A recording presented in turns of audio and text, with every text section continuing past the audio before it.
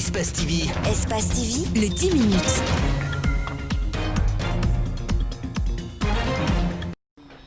La voie du développement passe par le développement de la route. Cette citation, chère au président Alpha Condé, est foulée au sol à Bofa par une société chinoise en complicité avec des autorités locales véreuses. Une route communautaire qui relie Tunifili à Dupuro en passant par Fulaya, Rondinde et Sobane est menacée de disparition. Cette route est pourtant la seule voie qui mène à ce site touristique. Il est aujourd'hui totalement enclavé.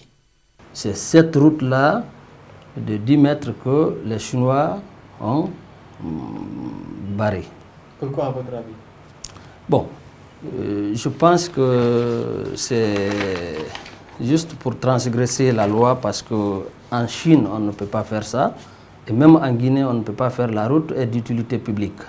L'ancien maire de Rondinde, qui vient de décéder, avait signifié aux Chinois qu'une route communautaire traverse leur domaine. Une information confirmée par un des proches collaborateurs du défunt rencontré sur place. Un autre cadre interrogé à la mairie de Bofa aborde dans le même sens. Curieusement, le successeur du maire de Rondinde nie l'existence de cette route communautaire. Il cherche à créer une autre en contournant le domaine des Chinois. Mais il fait face à une résistance farouche de ceux qui sont victimes de ces projets machiavéliques. Et le même coutumier, ils sont venus encore, ils sont continués jusqu'à là-bas pour que la route sorte là-bas pour tourner pour venir ici. Mais pourquoi les Chinois ne font pas un effort de partager comme nous on a fait? De donner 12 mètres qui est demandé ici, là. De faire les 12 mètres, ça va changer quoi?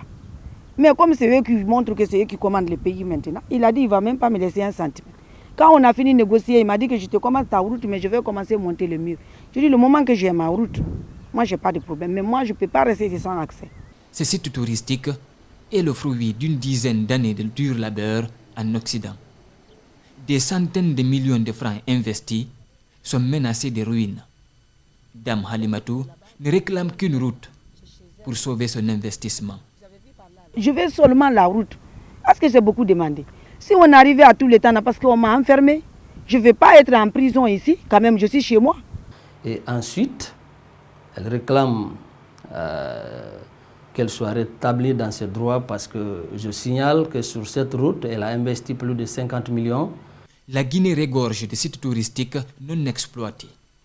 L'ancien ministre de l'Hôtellerie et du Tourisme met son échec sur le dos de l'opposition, qui l'aurait empêché de travailler.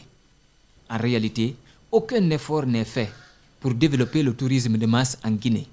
Ceux qui ont le courage d'y investir sont brimés. On a un joli pays, on a tout. Quand je voyage vers Thaïlande et tout, je vois qu'on a le même environnement. Mais le tourisme n'est pas développé en Guinée. C'est pour cela que je me suis dit, mais je n'ai pas fait l'hôtellerie, je n'ai rien fait du tout. Mais j'ai vu que c'est quelque chose qui manque de la Guinée, qui peut apporter l'argent. Hein? On a des pays voisins aujourd'hui qui se fait de l'argent, qui vit avec le tourisme. Pourquoi pas nous? Il faut nous assister seulement. En tant que Guinéens, quand on vient ici, ce qui est malheureux dans tout ça, là, le nouveau gouvernement n'a plus pas vécu en Europe. Ils sont tous des aventuriers d'Europe. Ils ne voient pas le problème que nous on a là-bas. Ils n'ont qu'à nous aider. Parce qu'aujourd'hui, c'est stabilité. Il ne faut pas qu'ils oublient d'où ils sont sortis. Hein. Nous, on est là-bas dans nos froids. Faire du travail ici, là, tu ne peux même pas oser nous demander ça. Là. Mais on veut rentrer chez nous. Et ça me fait mal tous les Guinéens qui vont à Dakar, Côte d'Ivoire, Anversi là-bas parce qu'ils sont pères ici. Là. Le même problème que moi, je suis en train de subir aujourd'hui. Ce complexe hôtelier emploie une dizaine de personnes. Aujourd'hui, ces emplois sont doublement menacés.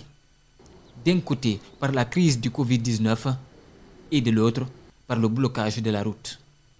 On voit que l'habitat aussi, d'une part, ne fait pas son boulot très bien. Donc, si l'État pouvait aussi nous aider, venir en aide, ça pourrait nous arranger. Oui, nous sommes menacés, ankylosés par l'affaire de route ici. Surtout le confinement là et là. Et s'il n'y a pas de route, vraiment, nous n'aurons pas de clients. Pour sauver son investissement, elle se bat sur plusieurs fronts, notamment sur les réseaux sociaux, où ses cris de cœur ont fait un écho retentissant, ce qui lui a valu des menaces et tentatives d'intimidation. Oh, on me dit que tout va tomber sur moi. Ce que j'ai fait là, ça va me coûter cher. Je dis, c'est pas grave. Tout ce que Dieu a fait est bon. Qui vous a dit ça? Ben oui, les gens de l'habitat. Ils disent qu'il n'y a pas une femme-homme. Ils sont bien dit ensuite, il n'y a pas Guinée Ramemouna. Que moi, je montre que je vais me gonfler comme un homme et que je vais voir ça. Que je dis qu'on a vendu tout Bofa. Quand je dis qu'on a vendu tout Bofa à les Chinois, et que ça, c'était une parole qu'il ne fallait pas prolonger. Le dossier est devant la justice de paix de Bofa. Le 25 juin dernier, le juge de paix a pris une ordonnance pour arrêter les travaux. Une audience est prévue ce lundi 6 juillet. Ils ont été nombreux à écrire sur des thématiques diverses sur la société guinéenne. Le concours intitulé « Le prix du jeune écrivain guinéen » a livré son verdict. Ce jeune écrivain lauréat s'est basé sur l'histoire d'une jeune fille victime de viol très marquée. Il l'exprime à travers sa plume. J'ai raconté l'histoire. C'est une histoire vraie, l'histoire d'une jeune fille qui est victime de viol. Voilà, et qui a tout perdu à cause de ça, qui a perdu ses rêves d'études à travers ça. Voilà, et finalement qui a abandonné l'école. L'évaluation a connu l'élimination d'une vingtaine de jeunes écrivains. Cet autre écrivain, très engagé, n'est pas à sa première pour se faire remarquer parmi les trois gagnants. Et si vous remarquez très bien, la thématique du concours, c'était sur le livre. Et le livre aujourd'hui peut constituer un élément essentiel aujourd'hui au développement. L'Harmattan Guinée entend maintenir la cadence. Il prévoit dans ce mois de juillet un autre concours dont l'objectif est de lutter contre le coronavirus par les mots. Tous les genres sont permis selon Sansi Kaba Diakité. C'est la partition culturelle, mais spécifiquement dans le domaine du livre que nous voulons mettre en face du monde, parce que chacun de nous est en train aujourd'hui de jouer une partition dans la lutte contre ce virus-là. Donc les professionnels du livre, les écrivains, les éditeurs, nous nous impliquons à travers ce qu'on sait faire. L'écriture reste le moyen de communication qui représente le langage à travers l'inscription de signes sur les supports variés. Ils vivent l'enfer dans les bus, ils ont un salaire de misère. Le coronavirus est venu aggraver leurs conditions de vie. Ces chauffeurs sont à la fois hantés par leur présent et par leur futur. Le mois d'août prochain, ça sera 2 ans. Mais jusqu'à présent, nous, on n'a pas enregistré à la Caisse nationale de la sécurité sociale. On n'a pas de primes de transport. Durant le 3 mois gratuit qui est passé là, parfois on peut garer le bus, on fait à pied jusqu'à la maison, par manque de transport. Comme pour la quasi-totalité des services publics et privés du pays, c'est sans surprise que les heures supplémentaires de ces conducteurs ne soient pas payées. Curieusement, les retards et les cas de maladie excédant 72 heures sont pénalisés. Nous, on n'a pas pris en charge. Quand tu tombes en maladie, si tu n'as pas l'argent, tu vas mourir. On coupe sur ton salaire le nombre de jours que tu as fait que tu n'as pas te présenté. On coupe sur ton salaire. Quand tu viens en retard, on coupe sur ton salaire. Alors que quand tu te pénalises sur ton travail jusqu'à 1 heure, 2 heures, 3 heures, cela, rien n'est payé. Quand tu parles l'affaire des syndicats, on te licencie. Actuellement, 40 bus circulent dans la capitale. L'autoroute, 3 fois celle des Princes, et moins de 20 personnes sont autorisées à prendre place. Actuellement là, il y a 30 bus qui roulent sur l'autoroute. Il y a 10 bus qui roulent sur la route des Princes. Le bus prend actuellement là 19 personnes par place. La plateforme Mbalia, voilà un nouvel outil que les clients de Yété Mali doivent s'en servir. L'idée d'une telle innovation a germé bien avant la pandémie de Covid-19. Sa mise en place pendant cette période est une opportunité selon les concepteurs. Cette maladie à coronavirus qui mine notre société, nous avons jugé bon d'anticiper sur ce plan d'action. C'est la raison pour laquelle nous avons mis en place cet outil. Le choix du nom Mbalia pour la plateforme n'est pas un fait du hasard. Avant sa dénomination, plusieurs tractations ont prévalu. Finalement, nous avons décidé quand même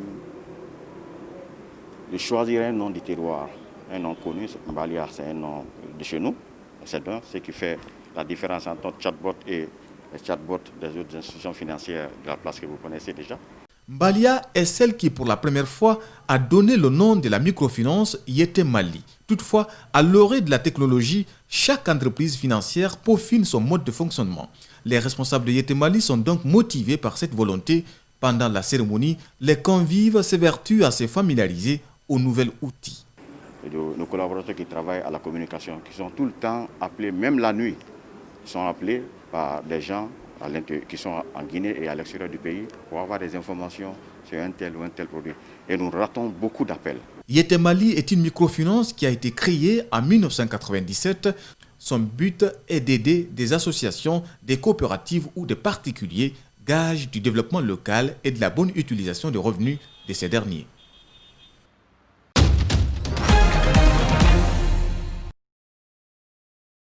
Le reste des combattants anticoloniaux enfin rendus par la France à l'Algérie. Un Hercule C-130 transportant les restes mortiers des crânes s'est posé sur l'aéroport Ouari Boumedienne à Alger en début d'après-midi vendredi, accompagné par des chasseurs Sukhoi Su-30 de l'armée algérienne. Les cercueils conservés depuis le 19e siècle dans les collections du Muséum national d'histoire naturelle de Paris ont été accueillis solennellement par le président algérien Abdelmajid Tebboune et le nouveau chef d'état-major, Saïd Changria. Recouverts du drapeau national, les cercueils des 24 martyrs ont été lentement portés par des soldats munis de masques sanitaires au son des 21 coups de canon.